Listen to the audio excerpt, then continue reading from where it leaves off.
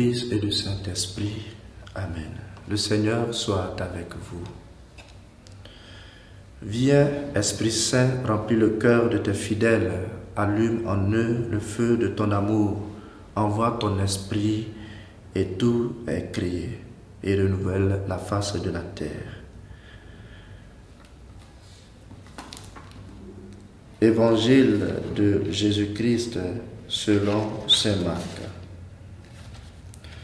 En ce temps-là, aussitôt sortis de la synagogue de Capharnaüm, Jésus et ses disciples allèrent avec Jacques et Jean dans la maison de Simon et d'André.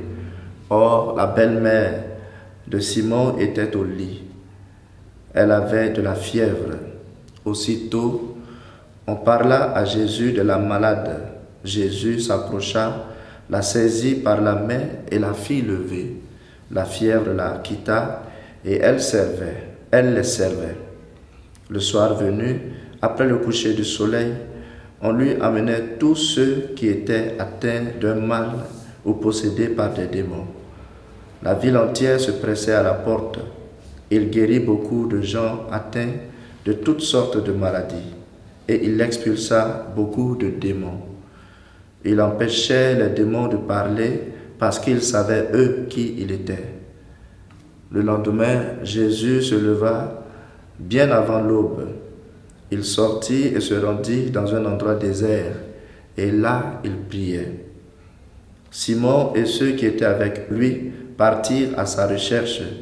Ils le trouvent et ils lui disent: « Tout le monde te cherche. » Jésus leur dit: « Allons ailleurs, dans les villages voisins, afin que là aussi je proclame l'évangile, car c'est pour cela que je suis sorti. » Et il parcourut toute la Galilée, proclamant l'évangile dans leurs synagogues et expulsant les démons. Acclamons la parole de Dieu. Jésus, dans l'évangile aujourd'hui, nous enseigne des attitudes importantes pour notre vie chrétienne. Nous en retiendrons deux. La première est la cohérence entre ce qu'il fait à la synagogue et ce qu'il fait à la maison. Aussitôt à la maison, il guérit la belle-mère de Simon. Il chasse la maladie dès qu'il apprend qu'elle est malade, comme il avait fait à la synagogue, comme il avait chassé les esprits impurs de cet homme à la synagogue. Il nous faut de la cohérence entre ce que nous célébrons et ce que nous vivons, entre le visage qu'on montre à l'église et celui qu'on montre à la maison, au quartier, au travail.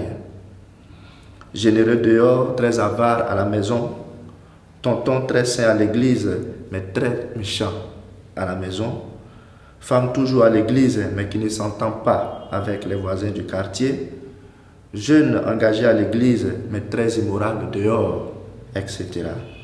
Tout ceci constitue des incohérences que nous devons corriger dans notre vie. La seconde attitude est celle de la prière régulière.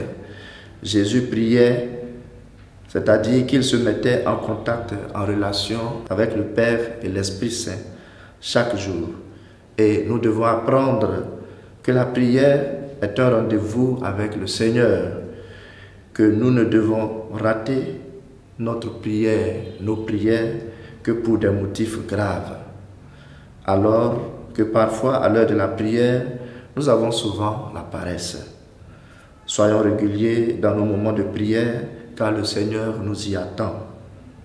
Frères et sœurs, apprenons de Jésus à être cohérents et à sentir le besoin de nous connecter au Seigneur dans la prière de chaque jour. Et que le Seigneur nous bénisse, le Père, le Fils et le Saint-Esprit.